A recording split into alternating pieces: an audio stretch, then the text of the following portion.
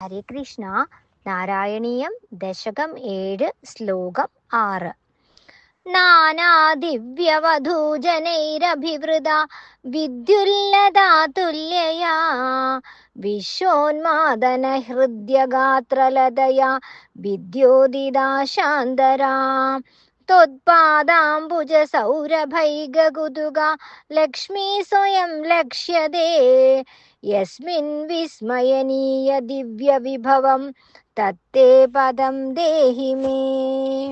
യാതൊരിടത്ത് അനേകം ദിവ്യ സ്ത്രീകളുടെ സമൂഹത്താൽ ചുറ്റും നിന്ന് സേവിക്കപ്പെടുന്നവളും മിന്നൽ പിണറിനോട് തുല്യമായതും സർവരെയും മോഹിപ്പിക്കുന്നതും മനോഹരവുമായ സുന്ദരമായ ദേഹം കൊണ്ട് എല്ലാ ദിക്കുകളെ പ്രശോഭിപ്പിക്കുന്നവളും വിസ്മയജനകമായ ദിവ്യ പ്രഭാവത്തോടു കൂടിയവളും ആയ മഹാലക്ഷ്മി സ്വയം അങ്ങയുടെ പാദകമലങ്ങളുടെ സുഗന്ധത്തിലുള്ള കൗതുകം നിമിത്തം നിത്യവും കാണപ്പെടുന്നുവോ? അങ്ങയുടെ ആ ലോകത്തെ എനിക്ക് തന്നാലും ഭഗവാനെ. ദിവ്യ സ്ത്രീകളാൽ പരിവൃതയും അതിസുന്ദരമായ ദേഹമുള്ളവളുമായ ലക്ഷ്മി ദേവി ഭഗവാന്റെ പാദപത്മങ്ങളുടെ സൗരഭം ആസ്വദിച്ചുകൊണ്ട് നിത്യവും വാഴുന്ന ആ വൈകുണ്ഠ ലോകത്തിൽ തനിക്കും സ്ഥാനം ലഭിക്കണമേ എന്നാണ് ഭട്ടതിരിപ്പാടിന്റെ പ്രാർത്ഥന.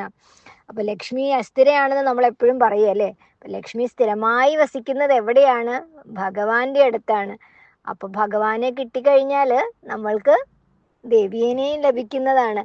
അപ്പോൾ ലക്ഷ്മി ദേവി സ്ഥിരമായി വസിക്കുന്ന ആ വൈകുണ്ഠ ലോകത്തില് നമ്മൾക്കും എത്തിച്ചേരാൻ കഴിയട്ടെ. ഹരേ കൃഷ്ണ. സർവം കൃഷ്ണാർപ്പണമസ്തു.